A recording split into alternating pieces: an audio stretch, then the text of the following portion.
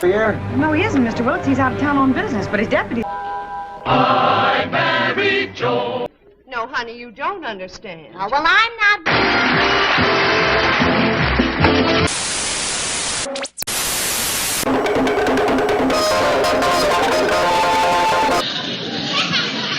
Hey, that was pretty good. The Nat King. Pardon the interruption. Early television broadcasts of the 1950s were strictly defined by white culture. American television sets across the nation lacked racial diversity and had utterly excluded people of color on the screens up until the late 1950s.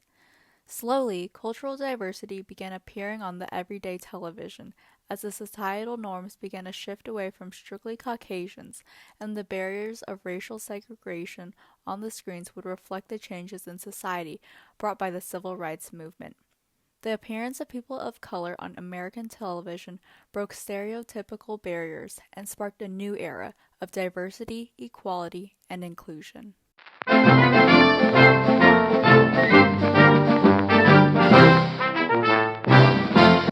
The Harlem Renaissance was one of the first movements to spark change in the African American community. This movement was sparked in Harlem, New York, and took place between 1910 all the way through the mid-1930s. This golden age was manifested in literature, music, stage performance, and art. During the 1920s of this movement, the music genre jazz erupted and strongly influenced different jazz artists like Louis Armstrong and Duke Ellington. Many African Americans, like Duke Ellington, would perform at the Cotton Club in Harlem and were looked at as being savage or exotic people. Eventually, people began to riot against what the Cotton Club was doing, and this led to it closing. Shortly after this era, African Americans began to appear on the radio. However, the skits acted out were extremely stereotypical and did not portray a colored person as a valuable intellectual in society. For example, a talk show called Amos and Andy negatively stereotyped the African American community, which would, after some time, begin to expand the idea of these stereotypes to television. During this time, white actors would portray African Americans by wearing dark-colored makeup, which was referred to as blackface. The National Association for the Advancement of Colored People began to criticize and protest these stereotypes promoted on Amos and Andy. This behavior was also displayed in many other movies like The Jazz Singer by Al Jolson. Mammy, the sunshine beat. In this movie, Al Jolson showed how African Americans were not socially acceptable to society. Eventually, these protests led to the termination of the appearance of blackface on television. Stereotypical roles were also in the movie Breakfast at Tiffany's by actor Mickey Rooney.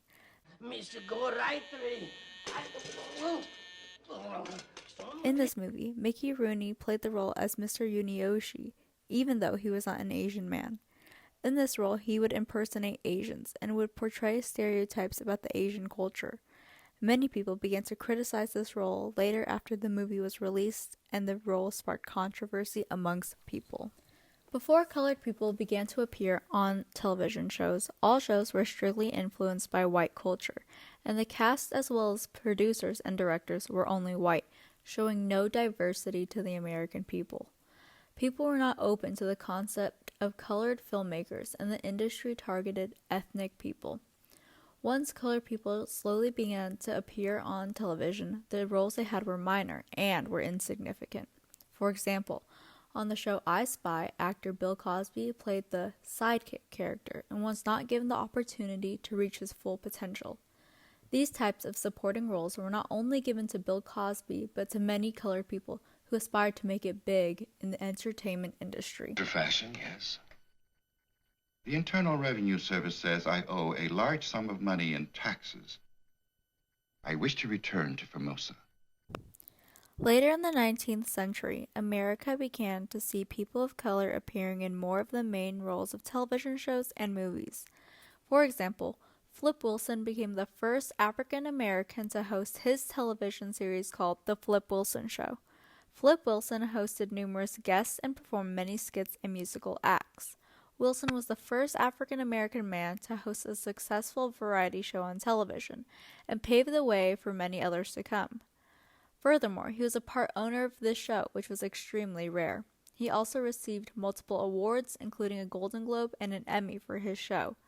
This series became widely known by others and received very high ratings. This show eventually started a spark amongst people of color aspiring to be in the entertainment industry. This was, even if I don't say it, it's an ugly baby. I only took one quick look, like that, and I saw it. In from the front of the coach comes this guy to guys. He's had a few. And as he approached the section where the woman was with the baby, he stops and he stared, like that. For example, shows like The Cosby Show, In Living Color, and Sanford and Son began to include roles for African Americans and was not strictly based on color any longer. The Cosby Show defied the stereotypes about African American families. In this show, the Huxtables family made a high income from their professions and was a family-oriented television show. This television show became known as the most atypical black family in television history. It was the most popular show of its time and represented black families accurately. The show prevented use of racial themes and focused on its storyline, which in return was the cultivation of several honors and awards. The Cosby Show was a pivotal moment in history because it was the inspiration for several other sitcoms of the future, like Seinfeld and Everybody Loves Raymond. Sanford and Son, starring Red Fox and Desmond Wilson, was a 70s sitcom that achieved utmost success. The show followed The Cosby Show and also continued to make way for future African American sitcoms. The show highlights a father and son duo who partake in business deals and family. This groundbreaking television show was highly acclaimed and thrived as one of the most popular shows of the time. The television show In Living Color was a widely known show in the 90s. The cast of this show was mostly African Americans, who performed each week and pushed the ongoing barrier of people of color on television. In Living Color brought laughter to every new generation who was watching the show.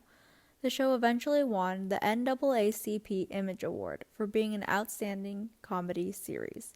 This award honors outstanding performances in film, television, music, and literature who have shown advancement of people of color on television. In modern times, people see American television as diverse, inclusive, and progressive.